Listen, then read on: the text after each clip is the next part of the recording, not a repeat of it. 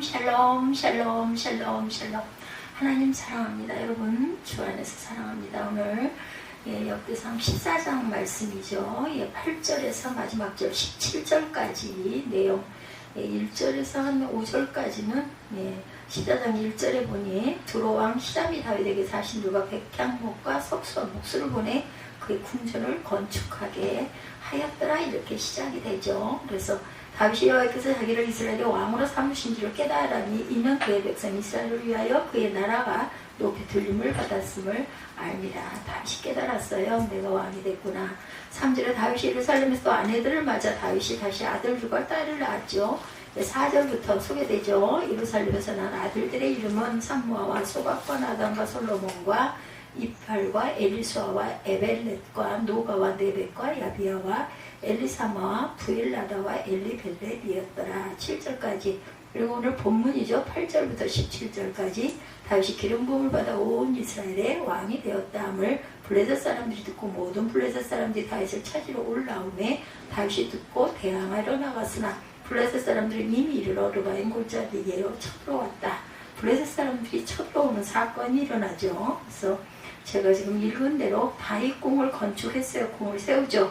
다윗은 두로왕 히람의 도움으로 왕궁을 건축했고, 히람은 이스라엘보다 작은 나라인 두로의 왕이었는데 두로는 백향목을 수출하고 석재와 목재를 다루는 그런 장인들이 상당히 많은 나라였다. 히람은 백향목과 자기 나라의 석수와 목수들을 보내어 다윗이 궁궐을 지을 수 있도록 도와줍니다. 히람 왕의 도움으로 건축된 다윗궁은 이스라엘의 왕정 체제를 한결 확고하게 하는 한편 다윗이 왕으로서의 권위를 강화하는 데도 커다란 역할을 감당하죠.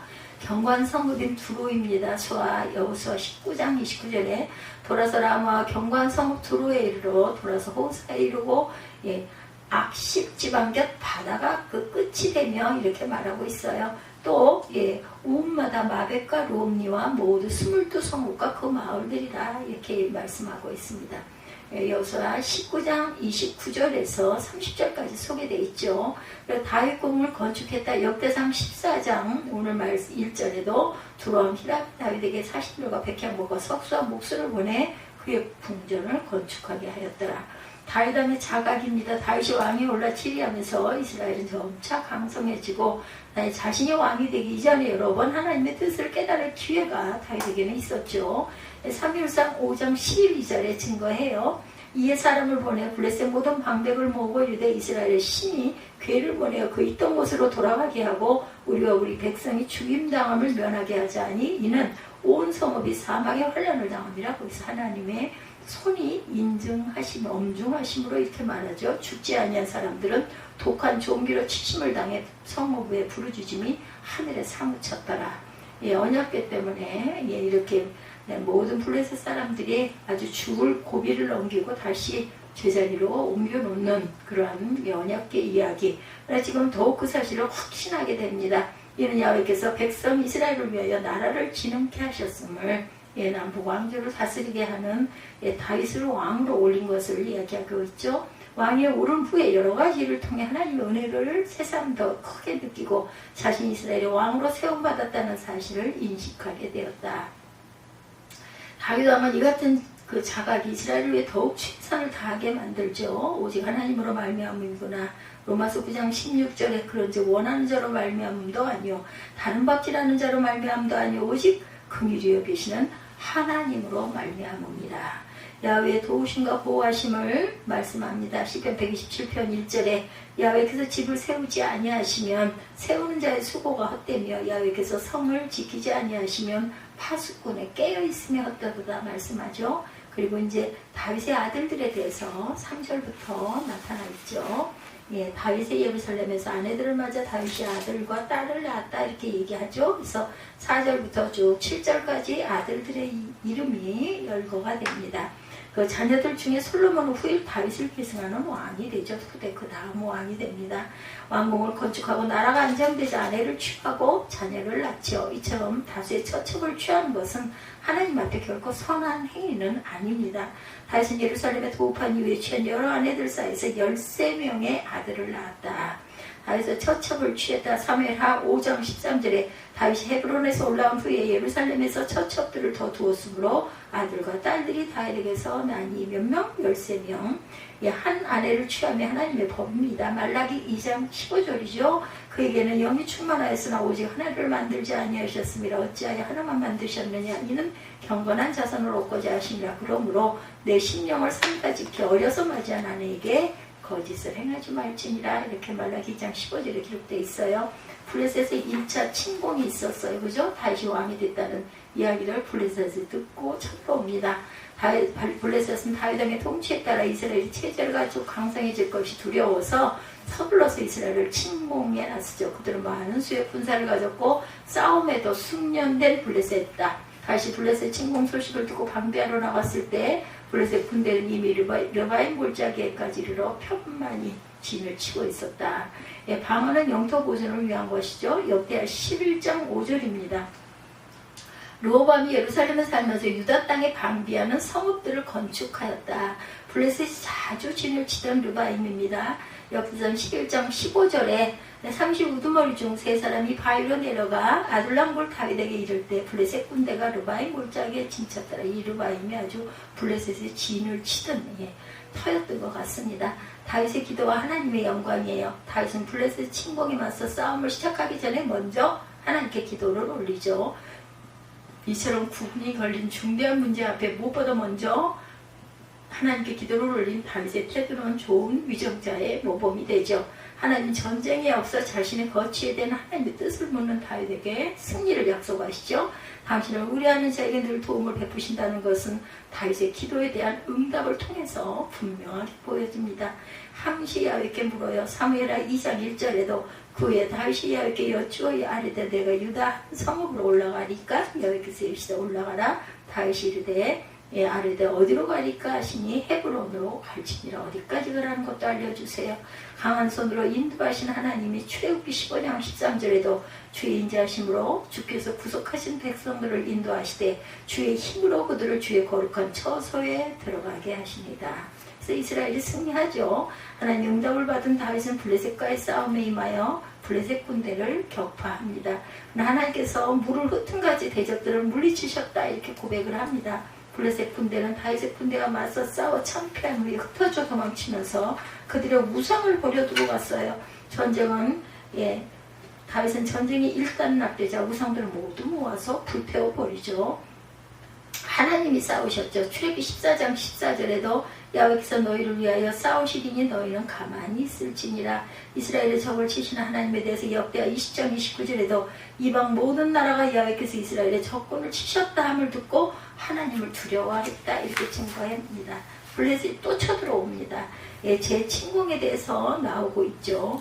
10절, 12절까지 보고 그 다음에 블레셋 사람이 그들의 우상을 거기서 버렸으므로 다윗이 명명하여 불살랐다 여기까지 했어요. 13절부터 블레셋 사람들이 다시 골짜기를 침범한지라 다윗이 또 하나님께 묻자온데 하나님이 이르시되 마주 올라가지 말고 그들 뒤로 돌아 뽕나무 숲을 맞은편에서 그들을 기습하되 뽕나무 꼭대기에서 걸음 걷는 소리가 들리거든 나가서 싸우라. 너보다 하나님이 앞서 나가서 블레셋 사람들의 군대를 치리라 하신지라. 이에 다윗이 하나님의 명령대로 행하여 블레셋 사람들의 군대를 쳐서 기브온에서부터 게셀까지 이르렀더니 다윗의 명성이 온 세상에 퍼졌고 야훼께서 모두 이방 민족으로 그를 두려워하게 하셨더라. 이렇게 오늘 14장 17절까지의 내용의 전체입니다. 블레셋인들이 1차 침공에서 패전하자 얼마 동안 전세를 재정비하고 다시 재침하죠. 이는 지난번에 패전의 치욕을 만회하려고 했던 것들이겠죠. 다윗은 이번에도 하나님께 기도를 하죠. 하나님은 기도하는 다윗에게 싸움 방법까지 구체적으로 뒤로 돌아가라고 그러죠. 다윗은 하나님의 명대로 온전히 그대로 순종합니다. 하라는 대로 하기만 하면 되는 거예요. 하나님의 도우심 가운데 이스라엘은 블레셋과의 전투에서 또한 승리합니다. 다시 또한 재침을 하죠. 사무엘하 5장 22절에 블레셋 사람들이 다시 올라와서 르바임 골짜기에 가득한지라. 복병이 말할 수도 없죠. 여호수아 8장 2절에 너는 여리고와 그 왕에게 행한 것 같이 아이와 그 왕에게 행하되 오직 거기서 탈취한 물건과 가축은 스스로 가지라. 너는 이 아이성 뒤에 복병을 둘지니라 하시니. 이렇게 하나님께서 방법까지 알려주셔요. 열국에 퍼진 다윗의 명성입니다. 다윗은 2차에 걸친 막강한 블레셋과의 침공을 모두 물리침으로 그 명성이 주변 국가들의 전파가 돼요. 그래서 이스라엘은 주변 국가의 두려운 대상이 됩니다. 이처럼 다윗과 그 나라가 강대해질 수 있었던 것은 오직 하나님의 섭리와 축복에 인한 것이다. 하나님은 이스라엘을 승리케 하심으로 다윗의 명성을 열국 가운데 날리게 하시죠. 명성은 하나님의 높이십니다. 여호수아 6장 27절에 여호와께서 여호수아와 함께 하시니 여호수아의 소문이 그 온 땅에 퍼지니라. 용기 있는 자 사무엘상 17장 36절에 주의 종이 사자와 곰도 쳤은즉 살아계신 하나님의 군대를 모욕한 이 할례받지 않은 블레셋 사람들이니까 그의 짐승의 하나와 같이 되리이다. 네. 하나님의 군대를 모욕하면은 결국은 죽음밖에 없죠. 망하죠. 예, 다윗과 함께 하신 하나님은 다윗의 대적들을 일으켜서 물리쳐 주시죠. 하나님께서 함께 하시는 자는 승리할 수밖에 없다. 왜냐하면 하나님은 전능하시기 때문이죠. 우리는 하나님을 기뻐하시는 삶을 살아서 하나님께서 우리와 함께 하시도록 늘 함께 하시는 동행하시는 성령을 모시고 살아가는 저와 여러분이 되셔야 되겠죠. 오늘 본문에는 다윗의 치세 초기에 이스라엘이 블레셋과의 2차례 전쟁에서 승리한 사실이 기록되어 있어요. 역대상 14장이 그러합니다. 이미 전사로서의 다윗의 운명함을 들어 익히 알고 있었지만 그의 경계하던 블레셋은 다윗이 온 이스라엘이 왕이 되었다는 소식을 듣고 두려워하지 않을 수가 없었다. 미리부터도 많은 전쟁에서 승리를 했었어요. 그죠? 초기에 다윗을 제거하거나 눌러놓지 않으면 안 되겠다고 여기고 블레셋의 힘을 모아 이스라엘을 전격적으로 기습 공격을 감행한 부분이 8절부터 나타나죠. 다윗이 그 소식을 듣고 맞서 싸우러 나갔을 때는 이미 블레셋 사람들이 예루살렘 남서쪽 유다와 베냐민 사이의 경계 지역인 르바임 골짜기에 몰려와 있었어요. 아주 르바임 골짜기가 아주 터가 됐던 것 같아요. 침공에.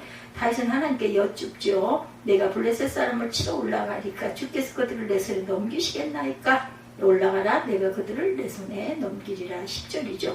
이 하나님의 말씀에 따라 다윗은 이스라엘 군사들을 이끌고 블레셋을 쳐서 물리칩니다. 승리를 거둔 다윗은 말하기를 하나님이 물을 쪼갠같이 내 손으로 내 대적들을 흩으셨다. 이렇게 고백하죠. 11절에 다윗의 승리를 거둔 곳이 바로 바알 프라심이라 불리게 되었다. 예, 바알 브라심, 돌파하게 하시는 주님이라는 뜻을 갖고 있습니다. 바알 브라심이라는 뜻은 다윗이 이스라엘 군대에게 돌파를 당하고 온배 백선한 블레셋 사람들을 가지고 있던 그들의 우상을 그곳에 버리고 도망을 쳤고 다윗의 명령에 따라 이스라엘 군사들은 그것들을 모두 불살랐어요. 12절에 보면 그러나 그 한 차례 패배로 주저앉을 블레셋이 아니죠. 또 재침하죠. 13절에 아마도 지난 패배의 경험을 살려 보다 주도 면밀한 작전 계획을 가지고 왔을 거예요. 다윗은 또 하나님께 그 뜻이 무엇인지를 여쭙고 하나님께서 다시 싸울 것을 허락하시되 이번에는 다른 작전 계획을 알려주시죠. 블레셋이 또다시 같은 모양으로 이스라엘을 치하지 않을 것임을 아시고 블레셋의 허를 찌르는 계책을 지시합니다. 하나님께서 다윗에게 말씀하시기를 마주 올라가지 말고 뒤로 돌아 뽕나무 숲을 맞은편에서 그들을 기습하되 뽕나무 꼭대기에서 걸음 걷는 소리가 나가는 곳 나가서 싸우라. 너보다 하나님이 앞서 나가 블레셋 사람들의 군대를 치겠다. 14, 5절이죠. 이에 다윗은 또 하나님의 명령대로 행하며 블레셋 사람들의 군대를 쳐서 승리합니다. 16절에 끝에 보면 기브온으로부터 게셀까지 이르렀다라고 말씀하고 있어요.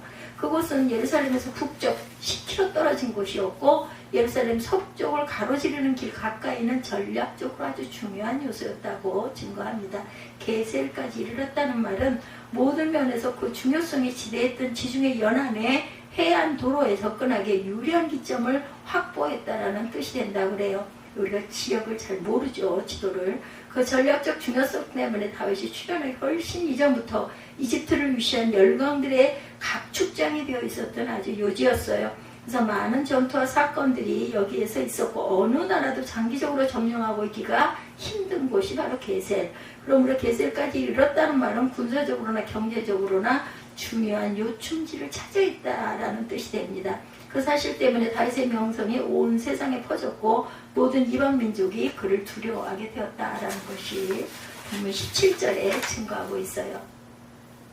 이 전쟁에서의 승리는 다윗이 사울로부터 물려받은 영토를 넘어서서 본격적으로 이스라엘 왕국을 넓게 확장하는 시발점을 이룬 것이었다는 거죠. 다윗의 이 두 전승 이야기 속에서 우리가 놓치지 말아야 할 점은 과연 무엇일까? 그것은 다윗이 블레셋의 침공이라는 위급한 상황을 맞아서 어떻게 해야 할지를 먼저 하나님께 여쭙고 그의 명령대로 행했다라는 사실이에요. 오늘날 우리는 어떻게 해요? 기도하죠. 어떤 사건을 저희들이 대하게 되면 이걸 도대체 어떻게 해야 할까 할 때 우리가 기도합니다. 내가 블레셋 사람들을 치러 올라가리까 주께서 그들을 내 손에 넘기시겠나이까 하며 하나님의 뜻을 여쭙니다. 그니 실패를 당하고 공경에 처해서야 하나님을 찾기 쉬운데 다윗은 먼저 하나님의 뜻을 구했다는 사실을 우리가 주목을 해야 되겠다. 실패를 당하고 공경에 처해서라도 하나님을 찾는 것은 좋은 일이나 어떤 일을 하기 전에 먼저 그 일이 하나님께서 원하시는 일인지를 확인하고 그 일을 지혜를 구하는 것은 훨씬 더 잘하는 일이죠. 다윗은 2차례 다 그렇게 했다. 또 다윗은 그 결과로 승리했을 때 그것이 하나님의 은혜임을 알고 고백하게 되죠. 첫 번째 승리를 거두고 그 한 말이 뭐예요? 11절을 다시 보면 이에 무리가 바알 브라심으로 올라갔더니 다윗이 거기서 그들을 치고 다윗이 이르되 하나님이 물을 쪼갠같이 내 손으로 내 대적을 흩으셨다. 그래서 거기가 바알 브라심이 됐다고 그러죠. 비록 힘껏 싸워 자기의 손으로 대적을 무찔렀지만 자기가 아니라 하나님이 하신 일이라 라는 선언입니다. 역대기 기자는 다윗이 이런 생각을 부각시키며 블레셋과의 두 전쟁에서 다윗이 승리한 사실에 대해서 그의 기록을 결론짓는 17절에 이렇게 쓰여있죠. 다윗의 명성이 온 세상에 퍼졌고 야훼께서 모든 이방 민족으로 그를 두려워하게 하셨더라. 다윗이 승리한 것이나 그의 명성이 온 세상에 퍼진 것이나 모든 이방 민족이 그를 두려워하게 된 것은 하나님께서 하신 일이다. 그리고 다윗이 하나님으로부터 그런 은혜를 누릴 수 있었던 것은 그가 하나님의 명령대로 행했기 때문이라고 말하는 것이 역대기 기자의 의도임을 우리가 잘 기억해야 한다. 두 번째 전쟁을 수행하기에 앞서 하나님께서 다윗에게 하신 말씀은 가나안 정복 전쟁 때 여호수아와 함께 하신 하나님을 연상시키죠. 14절에 다윗이 또 하나님께 묻자온데 하나님이 이르시되 마주 올라가지 말고 그들 뒤로 돌아 뽕나무 숲을 맞은편에서 그들을 기습하되 뽕나무 꼭대기에서 걸음 걷는 소리가 들리거든 곧 나가서 싸우라. 너보다 하나님이 앞서 나가서 블레셋 사람들의 군대를 치시리라 하신지라. 하나님께서 다윗에게 블레셋 군대를 우회해서 그들의 배후에서 공격하라고 명하셨지만 이에 앞서 당신께서 앞서 나가서 블레셋 사람들의 군대를 치리라고 약속하시고 그대로 행하셔요. 그리고는 당신의 명령을 따라 행한 다윗에게 승리뿐 아니라 영토 확장과 국제적 명성과 왕국의 튼튼한 안보라는 선물까지 주셨다라는 거. 뭐래요? 일석삼조예요. 그죠? 하나님의 명령대로 행하는 백성, 그런 백성들에게 항상 크고 놀라운 승리를 주시는 신실하신 하나님, 이것이 역대기 기사가 백성에게 상기시키고자 한 역사적 교훈이고 변함없는 진리라는 거죠. 대한민국의 영토와 주권을 호시탐탐 노리는 열강들이 둘러싸여 나라를 지키고 온 세계의 이름을 드높여야 하는 우리에게는 더할 나위 없이 귀한 깨달음을 주시는 역사가 아닐 수 없다. 오늘 본문에 보여주는 다윗의 모습에서 우리는 사울과의 뚜렷한 대비를 보게 되죠. 사울에게서는 몰락의 길을 재촉했던 결정적 사건들이 있었죠. 그에게 있어서 블레셋과의 마지막 결전이 된 길보아 전투를 앞두고 사울은 블레셋의 군대를 보고 크게 두려워하며 떨던 나머지 변장을 하죠. 신접한 여인을 찾아가 도움을 청하기도 합니다. 사무엘상 28장 4절 이하에 기록되어 있죠. 이것이 사울의 죽음의 직접적 원인되는 하나님 앞에서의 범죄였음을 역대기 기자는 밝혔어요. 역대상 10장 13, 14절로 올라가 봅니다. 사울이 죽은 것은 야훼에게 범죄하였기 때문이라 그가 야훼의 말씀을 지키지 아니하고 신접한 자에게 가르치기를 청하고 야훼에게 묻지 아니하였으므로 야훼께서 그를 죽이시고 그 나라를 이세 아들 다윗에게 넘겨주셨더라. 이렇게 사울의 죽음과 그의 가문의 몰락과 그 모든 원인을 지적한 역대기 기자의 기록에 잘 대비되는 것이 다윗의 성공과 그의 왕국의 번영과 그 모든 비결을 언급한 오늘의 본문 역대상 14장 말씀이죠. 특히 오늘 본문의 기록을 요약하면 16, 7절에 이에 다윗이 하나님의 명령대로 행하여 블레셋 사람들의 군대를 쳐서 기브온에서부터 게셀까지 이르렀더니 다윗의 명성이 온 세상에 퍼졌고 여기서 모든 이방 민족으로 그를 두려워하게 하셨더라. 이게 아주 중심이에요. 사울과 달리 한결같이 오시고 하나님만을 섬기고 의지하고 그에게 모든 것을 아뢰는 다윗의 믿음의 단면을 보여주는 하나가 본문에 기록되어 있습니다. 12절에 블레셋 사람이 그들의 우상을 그곳에 버렸으므로 다윗이 명령하여 불에 사르니라. 전쟁에서 승리를 기원하며 확신을 갖고자 무상이나 성물을 전쟁터에 가지고 가는 것은 당대 일반적인 관습이었던 것 같아요.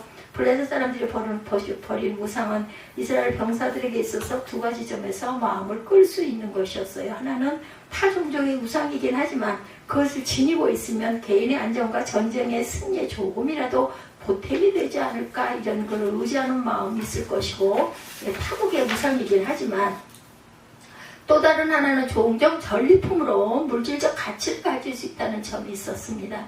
큰 목상이나 석상이라면 개인적으로는 물질적 가치가 없을지 몰라도 귀금속으로 만든 개인적으로 소지하기 용이한 우상이라면 아주 조그만 것도 있겠죠. 탐이 날 만한 것이기 때문이다. 다윗은 즉각 그 모든 우상을 불태워 없애게 함으로 이스라엘 병사들의 마음이 오직 하나님만을 향하게 했고, 모든 전쟁의 승리에 있어서 결정적인 관건은 하나님의 백성이 오직 하나님만을 예배하며 섬기는 믿음에 달려있음을 분명히 하고 있어요.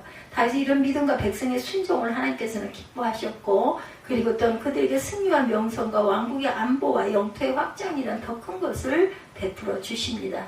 오늘 본문 바로 앞에는 두로왕 히람이 다윗에게 사신들과 백향목과 석수와 목수를 보내서 궁전을 건축하게 한 사실이 1절에 기록되어 있죠. 다윗이 예루살렘에서 아내들을 여러 맞아 자녀를 많이 낳았다는 사실이, 또한 그 아들의 이름들이 3절에서 7절까지 증거됩니다. 그리고 이어진 오늘 본문의 내용은 블레셋과의 두 차례에 걸친 전쟁에서 연승을 하였다. 건축, 자손의 번성, 그리고 전쟁에서 승리, 이것은 그 당시 지상에서 물질적으로 누리는 복된, 그의 복에 주된 내용들이죠. 이런 모든 복을 다윗과 이스라엘이 누릴 수 있었던 것은 다윗과 그의 백성이 메사에 하나님의 뜻을 구하고 그의 명령대로 행한 데 대해서 하나님께서 복을 베푸셨기 때문이라고 말하고자 한 것이 역대기 기자의 의도였어요. 다윗이 당대의 건축기술로 최고의 명성을 떨치던 두로의 왕으로부터 궁전 건축의 선물을 받고 여러 아내에게서 많은 자녀를 낳았다는 사실도 사울 가문의 몰락에 잘 대비가 됩니다. 사울과 다윗 사이의 판이한 신앙의 자세와 그 각각에 상응하는 베푸신 하나님의 벌하심과 복주심을 우리가 분명하게 알고 또한 깨닫고 가야 되겠다. 오늘 본문이 전하는 내용 또한 이미 기록된 그 역사이죠. 다윗이 블레셋과 두 번 싸워 이긴 이 사실에 관한 두 역사서의 기록이 거의 같습니다. 오늘 본문의 마지막 절이 17절에만 없는데 17절 또한 역대기 기자가 객관적인 역사적 사실에 대해서 신학적인 성찰을 거쳐서 덧붙인 말이라고 할 수가 있는데, 오늘 본문이 들어가는 14장 바로 앞 13장에서 하나님의 궤를 옮겨오려던 다윗의 계획과 실행이 실패로 끝난 일을 전하고 있죠. 여러분들 아마 기억하실 겁니다. 반대로 그러한 그 순서에 따르면 14장의 내용이 5장에 기록되어 있고, 또한 처음 하나님의 궤를 옮기려다가 실패한 13자리 사건이 그 다음 6장에 기록되어 있어요. 달리 시기상의 순서를 바꿔 하나님의 궤를 옮기려다가 실패한 사건 내용을 14장이 보여주는 놀라운 성공의 사례들을 나열한 역대기 기자의 의도는 과연 무엇일까? 나라가 망하고 민족이 흩어진 수모와 고통과 회환의 역사를 경험한 후에 지난 이스라엘의 역사 전체를 반추하는 시기의 입장에서 일어난 사건들을 정확하게 시기적으로 나열한 것은 별 의미가 없었을지는 모르지만 그런 기록들이 이미 있기 때문에 이스라엘의 모든 역사를 하나님 앞에 내어놓고 하나님의 백성이 하나님 앞에서 지켰어야 할 삶의 도리가 무엇인지를 밝혀내서 가르치는 것이 역대기 기자의 주된 목적이었다.